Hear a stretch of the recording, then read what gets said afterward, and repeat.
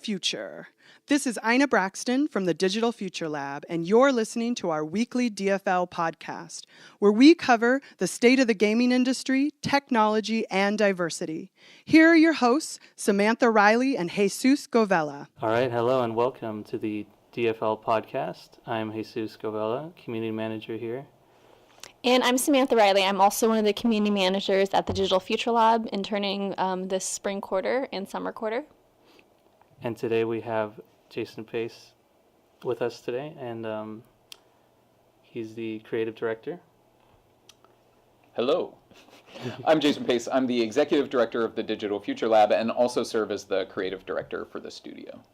Mm-hmm. And today we'll be asking about the history of the DFL.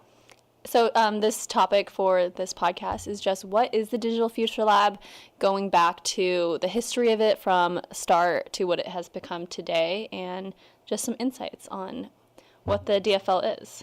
So our first question is just, when was the DFL founded and what sparked this idea in the beginning? Sure. The DFL was founded in 2012. I joined to actually start a new lab at UW in 2012. Prior to that, there was a space on campus. It was actually a center called the Center for Serious Play. And that was founded several years prior, around 2009, 2010, as a space where students could come and partner with industry to develop and launch their own games and game businesses. That was the hope, that students would be able to get some mentorship who were really interested in game design and the game business, and that they would then get the industry support needed to get funded to start businesses. Well, as it turns out, that is a really complicated experience that requires a lot of scaffolding that wasn't in existence at the time, and so it didn't quite work out in the way folks had anticipated. By 2012, there was a desire to reimagine what the center could be. I came from Microsoft, where I had been working on Halo for several years, and I had some other ideas about what we could potentially do with a games-related space. And so when I arrived, June 2012, we sort of wound down operations for the Center for Serious Play. We went blank for about a year. I had a few interns left over from Center for Serious Play, hired Ina Braxton, who was a UW Bothell graduate, to be the assistant director of the lab, and we just went on an exploration exercise to see what the lab might become and if and how games could be a part of it.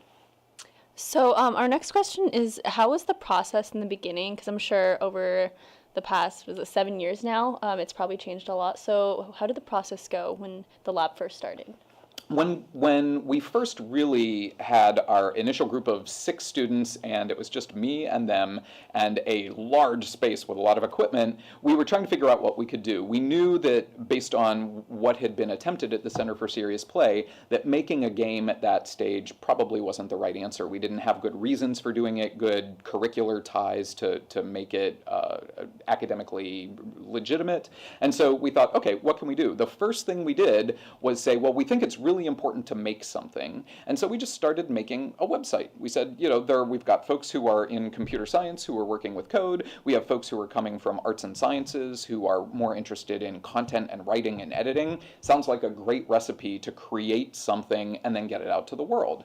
One of our students, who is now fairly famous, Simone de Rochefort, was a cultural literature and the arts major, really interested in writing and specifically interested in representation in video games. So diversity and just representation characters in content creators. And we decided that would be a great theme for this thing we were building. It ended up serving as the foundation for the production model that we have now, because it was a product that we created ourselves. It was fully created, conceived, and staffed with students, and it had a particular point of view, which was diversity and representation in interactive entertainment. And that really gave us kind of the foundation of the roadmap that we've taken forward. Okay, so each individual, in the Digital Future Lab, there's several different types of internships you can do. You can be a developer, you can be a project manager, community manager, a 3D artist, there's so many. How did those roles come about? Because I'm assuming in the beginning it wasn't these set roles. Yep. So. So it's fascinating. We started getting a really good idea for the rhythm of production in an academic space through the website. So like how many hours a week could we have a web developer who was actually also a student in computer science actually working on something? And as we started figuring this out, like where did we need additional support? Where did we need faculty engagement? That allowed us to start predicting how we could scale up into something more ambitious, like an actual game. Our first attempt, which we still talk about lovingly and ruefully here, at making a game was a 3D game called Voyage. It was a glorious failure, I like to say. We started tackling this about a year and a half after the lab started. I had a grand vision for this 3D game, which was bigger in scope than the game we're making now with 40 people seed, when we had about 12 people. And so I had a couple 3D modelers and one lone developer, and somebody who was wearing two hats as a PM and a writer, and we said, we're going to make this game.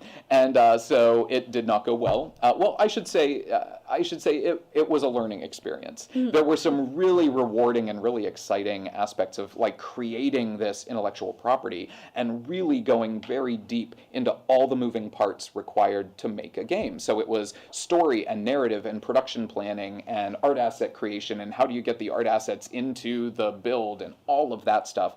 Clearly, we didn't have enough folks at the time. We only had about a dozen folks, and only some of them were working on the game. And we started running into roadblocks where we didn't have enough, like we could only have our one developer for a couple days a week, and so there would be long gaps between when the artist could talk to the developer, bunch of stuff. We just weren't ready. So after about a year of making very spotty progress on this really ambitious game, which actually has a beautiful trailer and some amazing assets, because it really is a great idea, we decided to put it on the shelf, and we scaled way back, our ambitions way back. We had developed a partnership with a computer science professor on campus named Kelvin Sung, who had a National Science Foundation grant to develop very basic casual games to use for teaching introductory programming.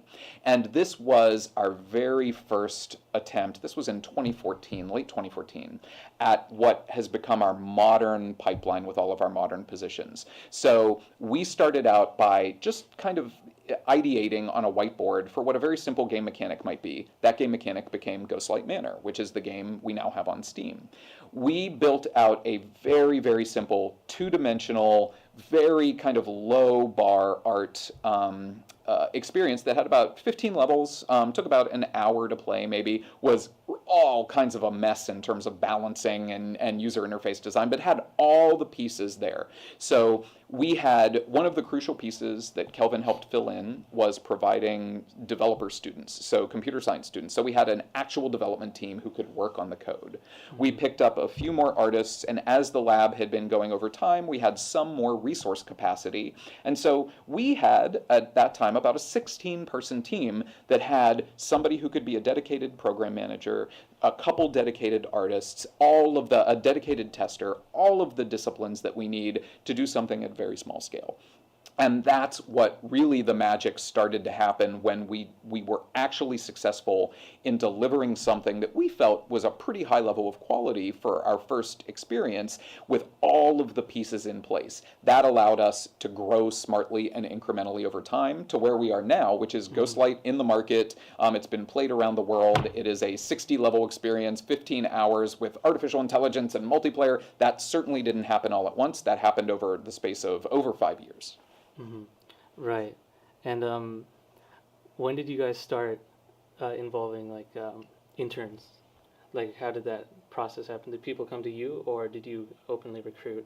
It's a little bit of both. So I had my first 6 interns who are amazing, and they're all doing incredibly interesting things. And they were from all over campus.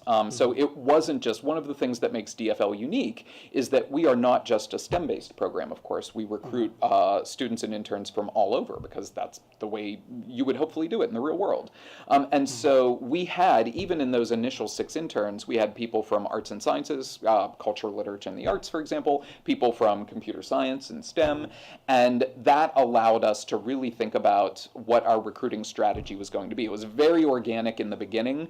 We were doing stuff that was not available anywhere else on campus. So, for example, like just the fact that you could work on a production website that was getting a fairly high amount of traffic, that was frequently making its way to the University of Washington webpage, so it was getting a lot of visibility, started pulling in students who wanted something for their portfolios. So we had, in the early days, it was a lot of word of mouth, and people would just come to us.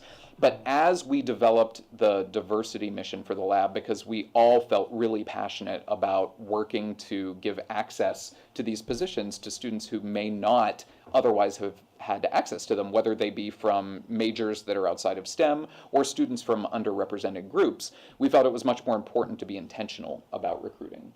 And that's when we started, and by we I mean Ina Braxton, who's really the architect for our recruiting strategy and our diversity mission, really started thinking about how do we do recruiting in a way where we can maximize the diversity of folks coming in without excluding anyone who wants to participate. And it became important, especially as we got larger and started offering more credit-based experiences, that we had a really rational, equitable, and fair recruiting strategy. And so I would say now it's very intentional.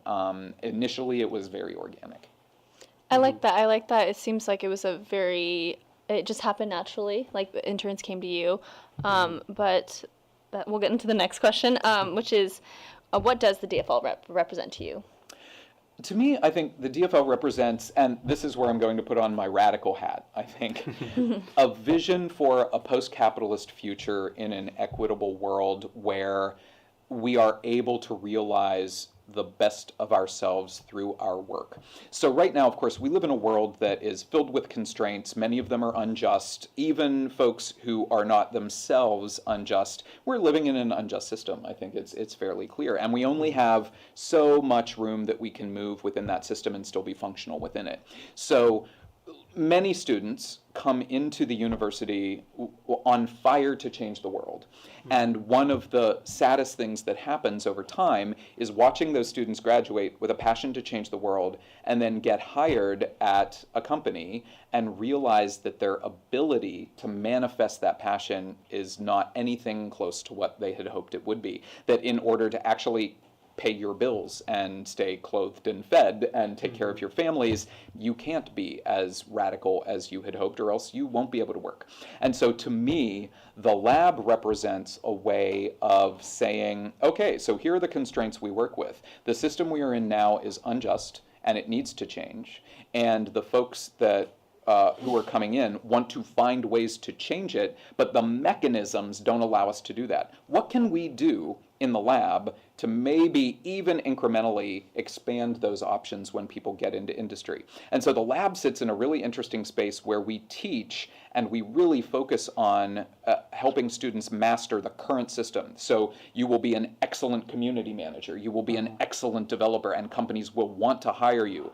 However, because the culture of the lab is very diverse, we really focus on cultural competence and awareness and specific team-based strategies within our current structure to advance conversations of equity, inclusion, and justice. We will potentially be graduating students who aren't just blankly on fire to change the system without any tactics, but actually have tactics to say, oh, I'm in a meeting, I'm a woman or a femme-identified person in a meeting with all male-identified people, and I see this thing happening.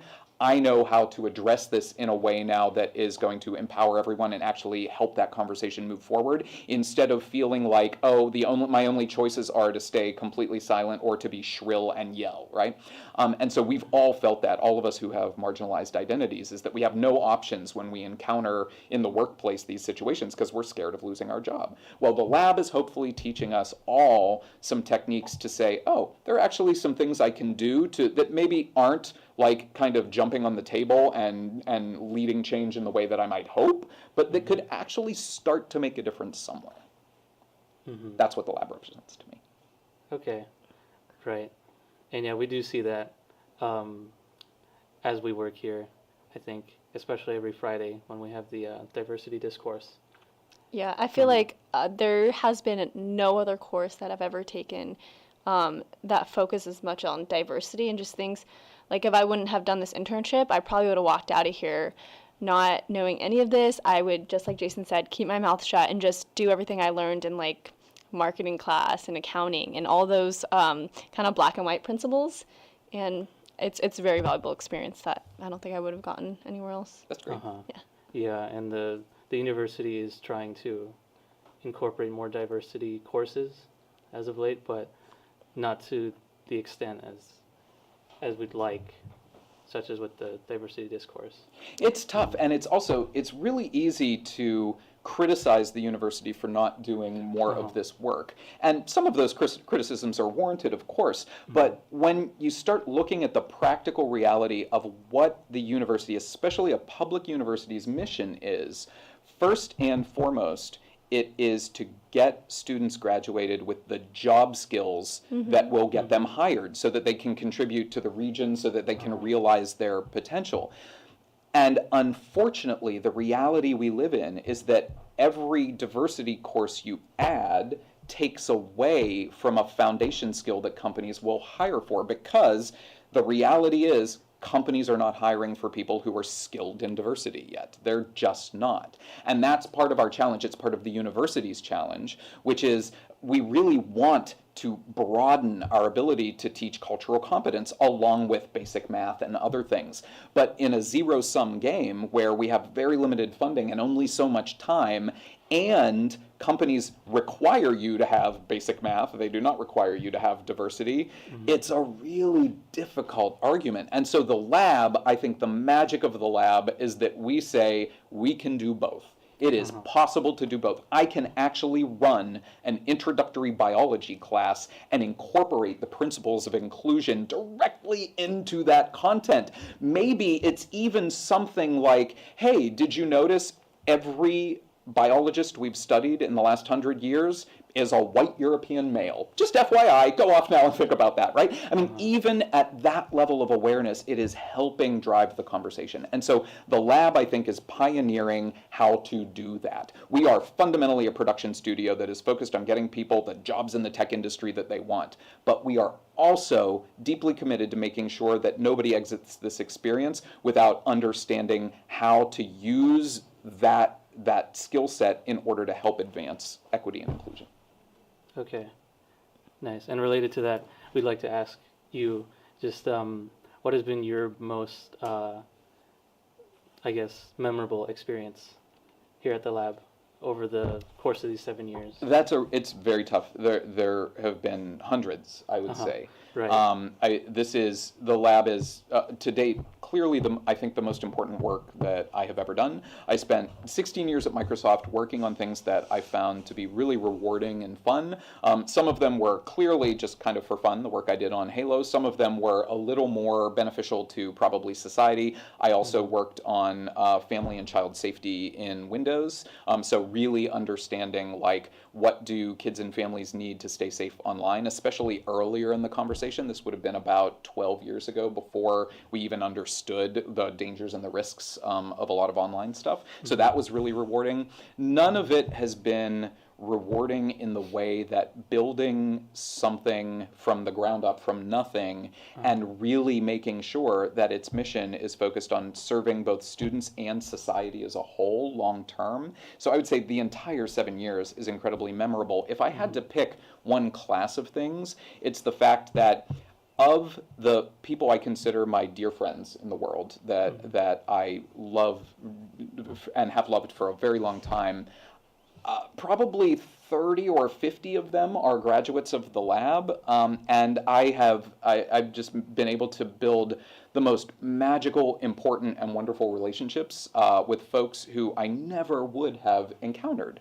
And just the fact that, I'm something like 350 years old, and I get to be surrounded by folks who are just sort of coming into their initial, like, full power as agentive beings, is a continuous source of inspiration. It helps you see the world through fresh eyes all the time. So it's magic. So before we kind of wrap it up and get into our final thoughts, if you could from everything you said, super insightful information. If you can just put the Digital Future Lab into like one sentence, what would that be? And you can think about it. Yeah.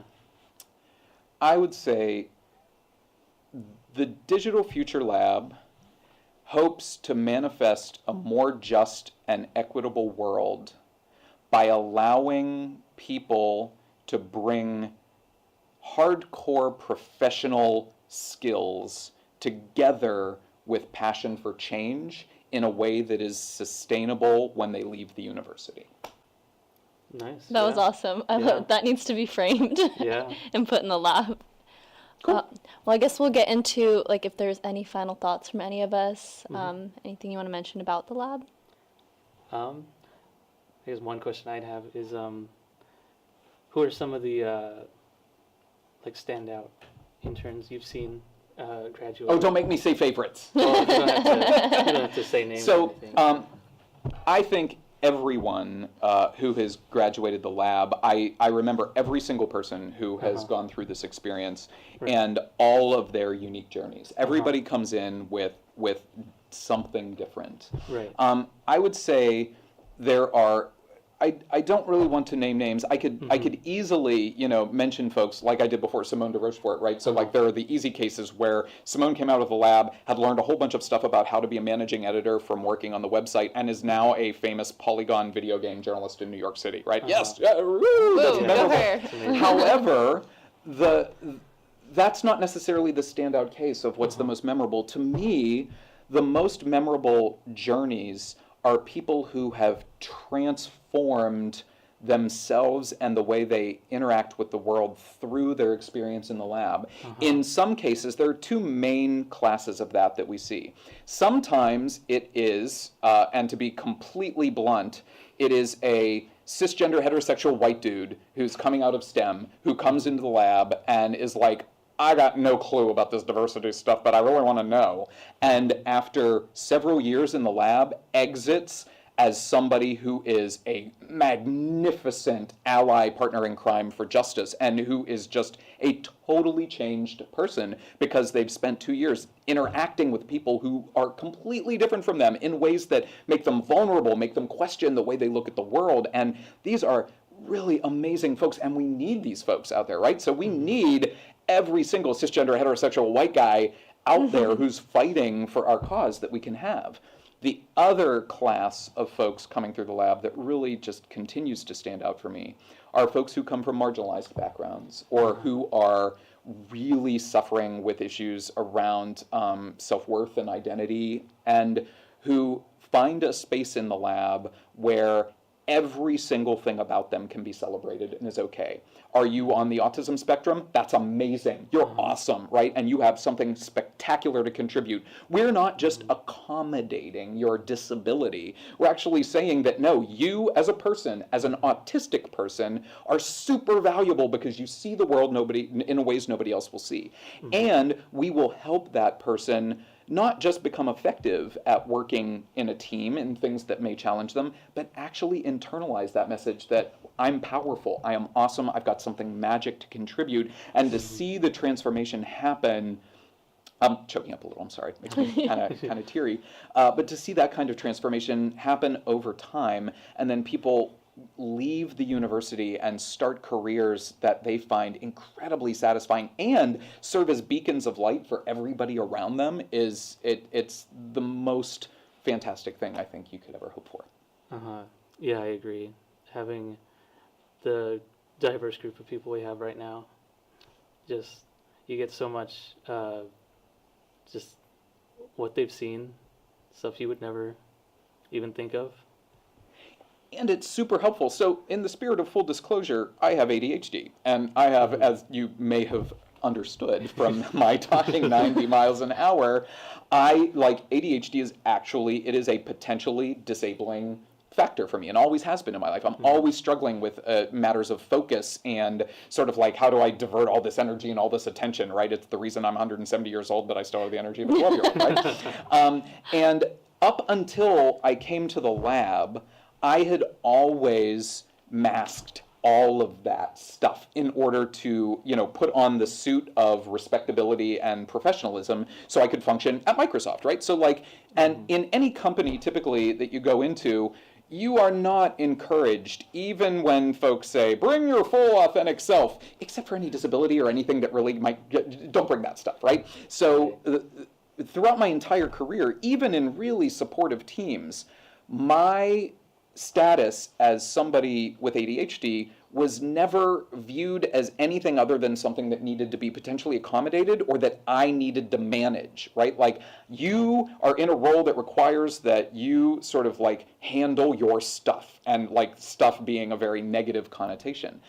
In the lab, for the first time, I've been fully open and aware of, with the people I work with, about, hey, I have ADHD and this is the stuff I'm really good at, and if you ask me a question 85 times and I just seem like I'm not paying attention, it's not because I'm blowing you off, it's because I've got brain chemistry, and here's a really effective way that maybe we could meet in the middle.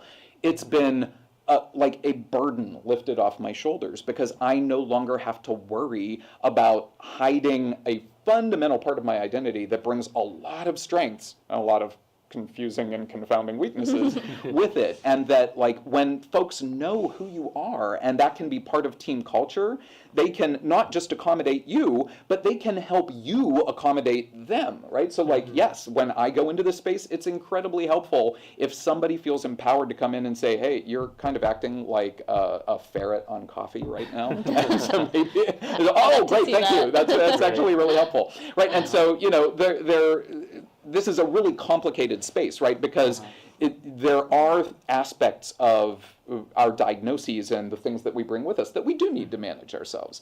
But just having the freedom to be that in public and in a public sphere is really transformative.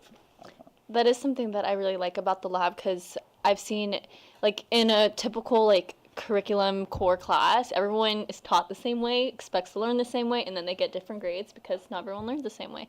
But then at the lab, we all are, a lot of it, we're just figuring it out and we're researching ourselves, and we get to learn the way that we learn. So I love that we are able to do that. So whatever method works for us and that we'll be able to bring our fullest potential, we're able to do that. And that's something that you don't get to see in typical core classes. And this is, again, when we go back to, it's easy to blame the university and say, well, you're boxing everybody, but we're working at matters of scale, right? And so when we're dealing with thousands of students and you've got 10 weeks and you've got to get through a curriculum, it is, at least historically in the way that we conceive pedagogy and education, really hard to accommodate all those different styles. That is not giving it a free pass or saying it's okay. It is not okay. It is a major problem. And if you've ever seen the cartoon where there are 18 different animals, some of them have wings, one is an elephant, one's a kangaroo, and that there's an instructor-teacher person saying, everybody is equal, and to pass this class, you just need to get the apple that's 20 feet above you, right? And so you clearly see that's the best analog I've ever seen, right? It's well, anything that has wings or can jump really high is going to have a really easy time, and some people are just never going to be able to get that apple. Has absolutely nothing to do with how skilled they are, right? And so the grand mission of contemporary education, I think, is to solve that dilemma. That is the biggest single problem with large-scale global education right now. It is the fact that we are wasting 90% of human potential by forcing everybody to go into one particular mechanism for learning, and it becomes more problematic when you start understanding that that mechanism has been dictated by cisgender Western European white men since the dawn of human history, right? And so now, this is all, when we start talking about systems that reinforce each other, this is all contributing to perpetuating those systems through the best intentions of so many people. Breaking out of those structures is hard, and that's why places like the lab are so important. So I would love to keep talking, but we're actually out of time now. But I feel like Jason has so much insight about the lab and the history behind it. But thank you for talking with us and answering our questions. Hopefully the listeners got some knowledge about the lab that they didn't know before. I'm sure you did. Yep. Thanks. We hope you enjoyed hearing Jason and us. Check us out on Facebook and Instagram at Digital Future Lab, and on Twitter at DFL Studios. And tune in next time for more on games, diversity, and just technology in general. Games, diversity, games, yay! Yeah. Yeah. Thanks for listening. We hope you enjoyed our discussion. Check us out on Facebook and Instagram at Digital Future Lab and on Twitter at DFL_studios. Tune in next time for more on games, technology, and diversity.